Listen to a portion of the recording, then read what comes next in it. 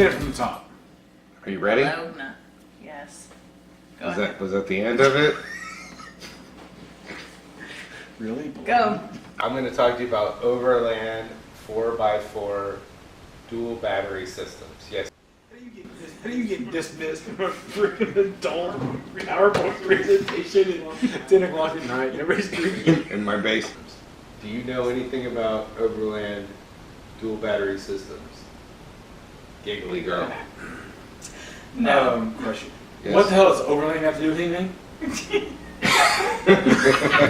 It's a good question. What about 4x4? Actually, that's my next question, so. What about 4x4? Let's Okay. just go with dual battery systems. Okay, so Overland and 4x4. Where those are relevant in these dual battery systems, there are two points.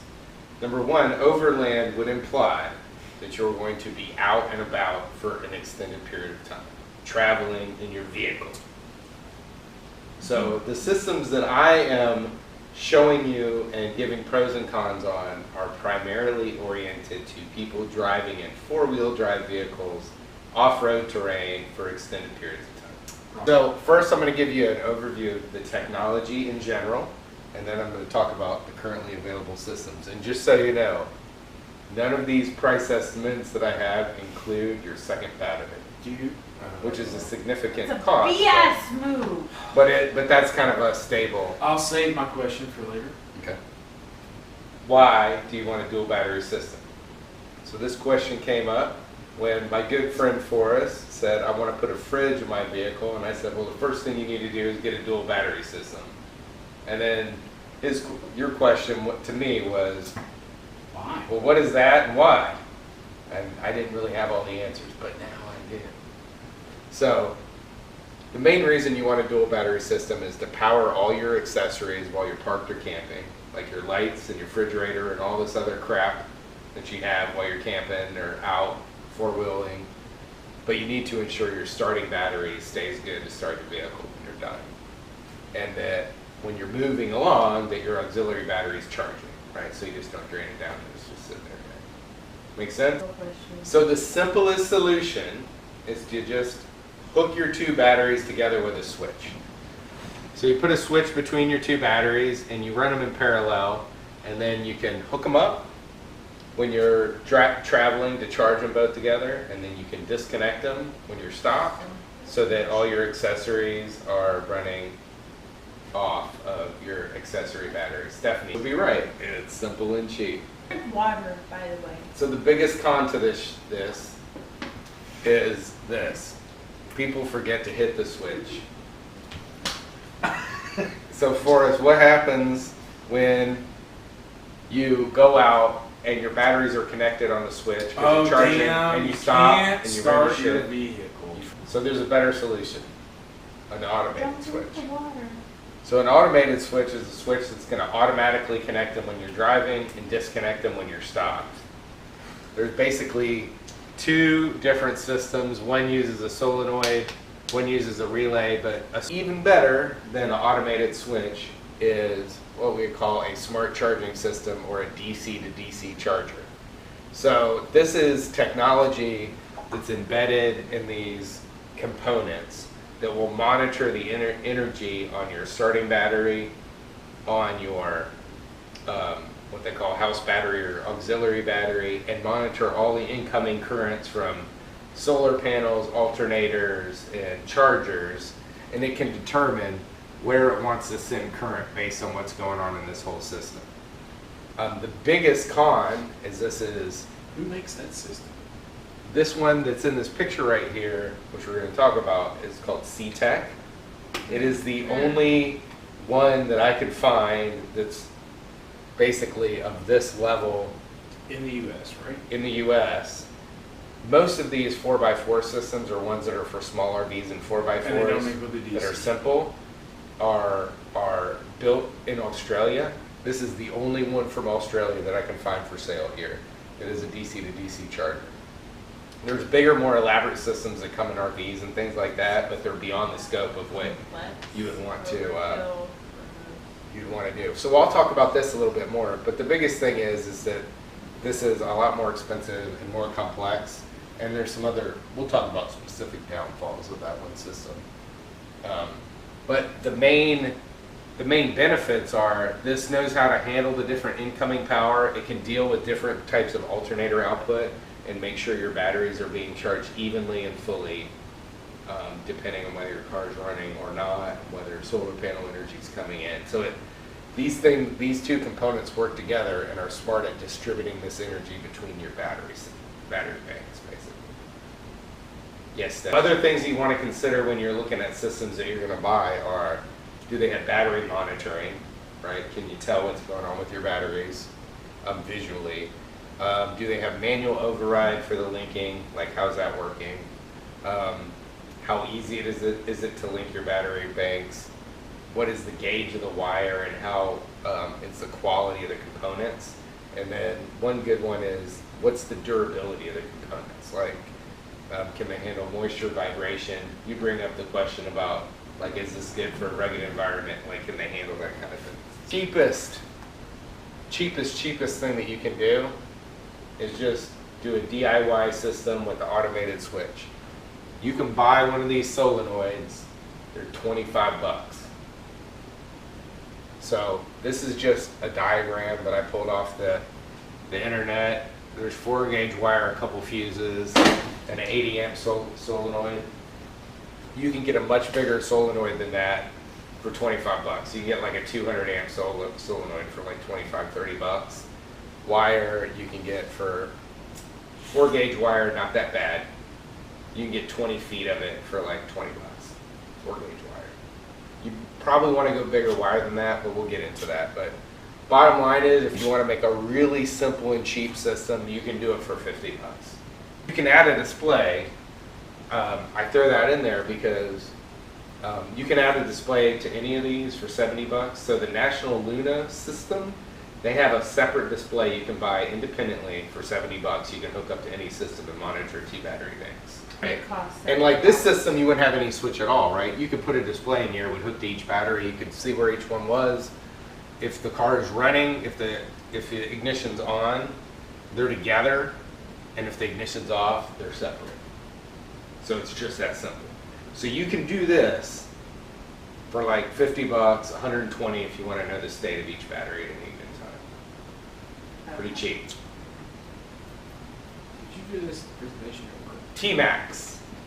So if you go out there and looking for 4-wheel drive dual battery systems, one of the ones a lot of people pick is T-Max. Why? Because it's cheap as hell. It's 125 bucks. You get a visual monitor that has an auto link button. You can display.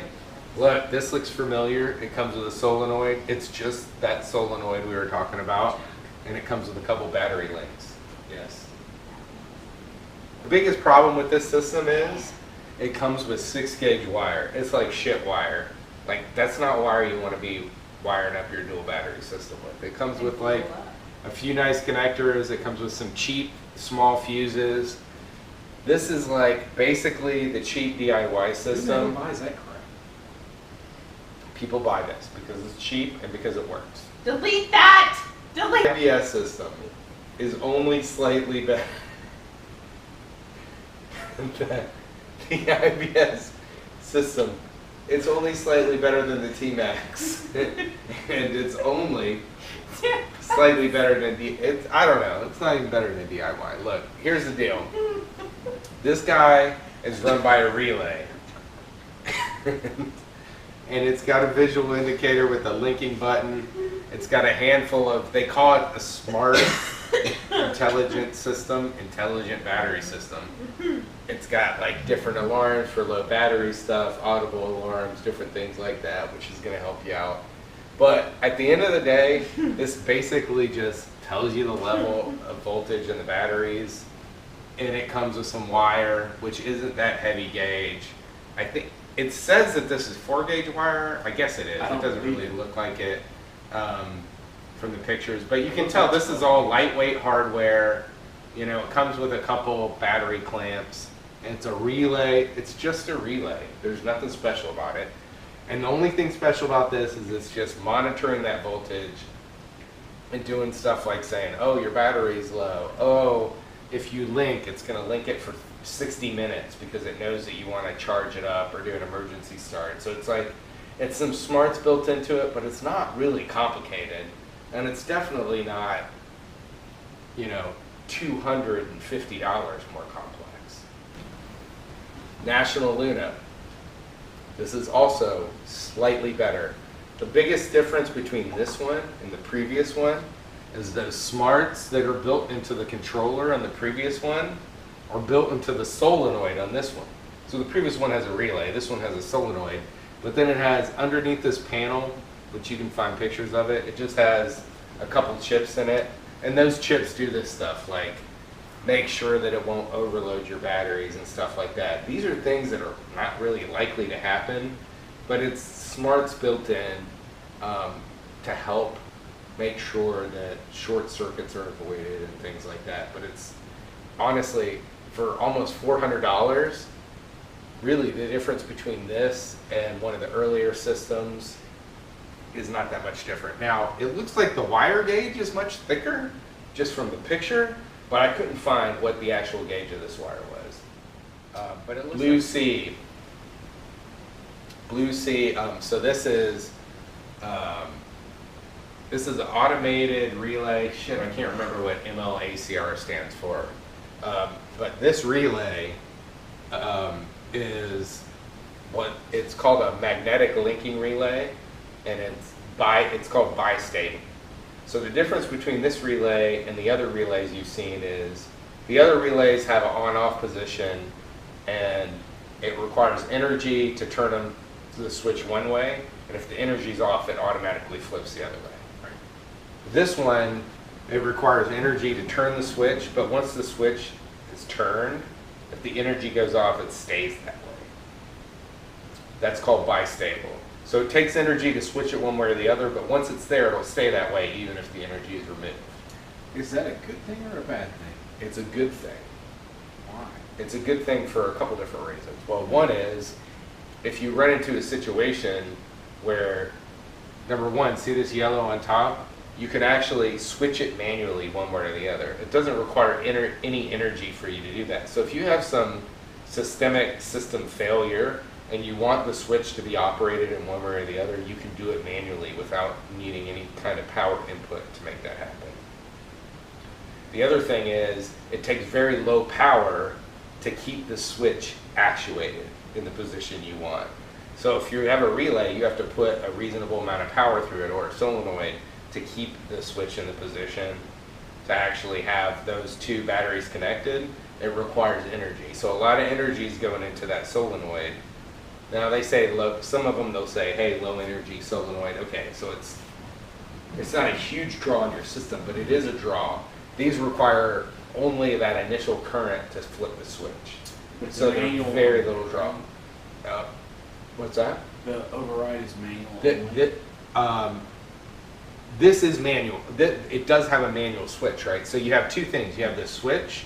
It's wired up in your cab, on, off, auto, right? So auto is going to work like ignition on, then it's going to link the batteries.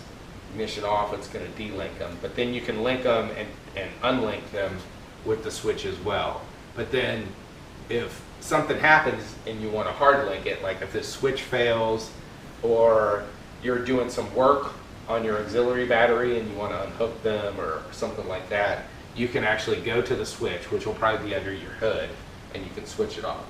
The other thing is this relay is marine grade, it's sealed, it's waterproof, harsh, super harsh, wet, salty, high impact vibration environments. So while I can't really be sure the durability of those solenoids and those relays, it doesn't matter what company those come from, those are standard electrical components, right? They're only so tough, and they're not designed to be underwater, they're not designed to be sprayed with water, they're not designed to be sprayed with salt or sand or any of that stuff, right? They're designed to be in, they're fairly heavy duty, but these are designed to be put in really, really harsh environments. All these connectors and everything are tinned and coated so they won't corrode. So this is going to hold up better under the hood of your car in the heat and the moisture and the crap that it's going to be. You just don't get all the battery just get that component. Yeah, so this component itself, this is basically what those other relays and solenoids are, but this also has smarts built into it. So for instance, when you turn this has like ignition start delay. So when you turn the ignition on, there's a peak in voltage and you don't want that going across the solenoid. Those other solenoids and relays, as soon as that ignition's on, they hook up. Except like the IBS one, I think does a delay, right? Because it uses that smarts that says, oh, ignition's on, we'll wait for a minute and then we'll connect them. This does a lot of that. So this determines kind of peaks in voltage and different things like that and will allow it to connect or not. So this has some smarts built directly into it, but it's all sealed in that component. But you don't get any wires or anything else. What you get with it is you get this relay and you get this switch. And so when I say 350, just this and the switch is 175, and I estimated it would cost you 350 to go out and buy wire connectors and a monitor, right? So this 350 includes buying the Natural Luna standard monitor, that $70 component. So now you'll be able to see the two batteries, you'll be able to control them, and you'll have this switch.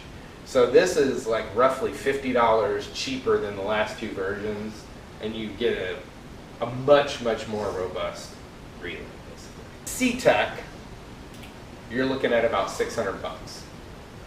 So these two components, which this is the DC-to-DC charger, and this is called Smart Pass.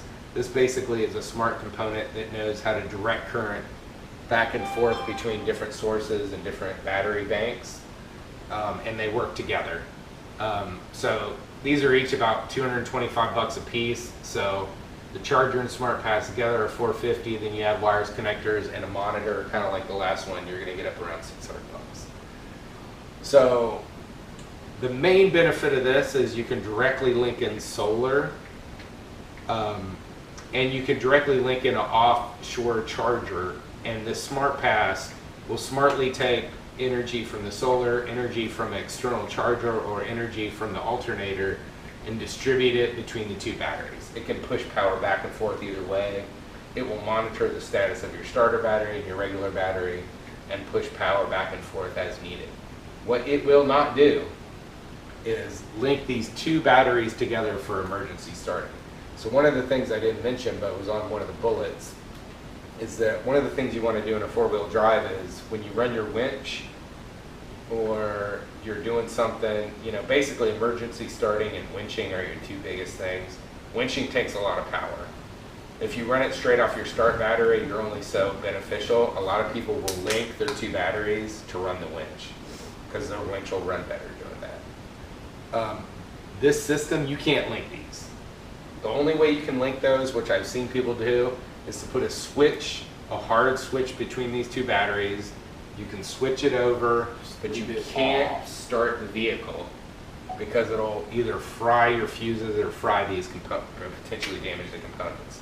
So you can only turn it on, the switch on, to let this battery charge that battery. I thought about a system where you would have a switch here and breakers, and you could shut these breakers off and turn the switch to start, but that's like a pain in the ass. That'd be an emergency situation. So, like, this is really a smart thing for somebody with an RV that has solar and wants to do all this solar-y kind of stuff, but really isn't trying to do winching. And then they could probably set this up in a way in a direct emergency situation where they needed to start off their auxiliary batteries. They could do it with some switches or with jumper cables, but it takes extra work and it's not going to be a simple setup. So it's a lot more money, and it's more for something like that.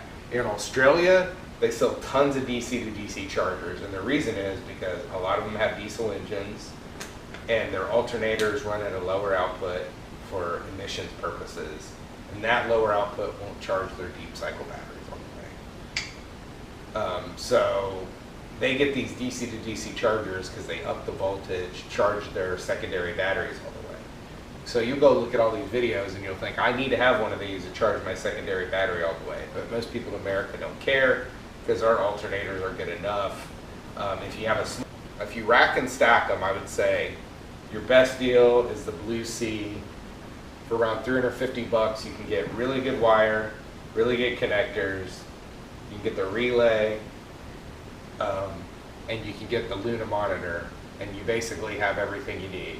If you want to go a little bit cheaper, for like a couple $100 less, you can basically build the same thing and just use a plain old solenoid for 25 bucks. And you're going to get something that's honestly maybe not quite as good as the IBS or National Luna system, but it's like a couple $100 less, 250 bucks less. And it's essentially, you know, the benefits you get out of these are really just, in CTEK, if you're ready to go straight solar right away, you might want to consider CTEK. I didn't consider solar right away. If you get solar, you have to buy a solar regulator. So any of these other systems, like once you add solar in, you have to buy a solar regulator that hooks in. So this is already prepared to do that ahead of time, so it might make it more cost effective, but I can't even tell you for sure because I didn't look at it. Because I'm like, I'll probably add solar, but that's not all that important for me right now. And then the TMAX system, it's like, hey, if you want to go cheap as you can go, it's the cheapest way to go, but you might as well just go up, spend a few more bucks on your own DIY and then buy some heavier gauge wire. You know what I'm buying? CTEK. Blue C. Yeah, CTEK because it's the most expensive. Hell yeah! Spend a G! I'm going to buy that, and I'm going to buy the Luna monitor. So for $350, it's $175 for the relay. I'm going to buy the $70 monitor. So that's put me at $245, $250. So we got is just And then wire. the other $100 was for like dual cable battery terminals. I'm probably going to get 1 gauge wire. What's going to cost your extra battery? The extra battery, right, none of these prices include the extra battery, which can be anywhere from $100 to $200. Let me know if you have any questions about the dual battery system. I'll forward them on to Forrest.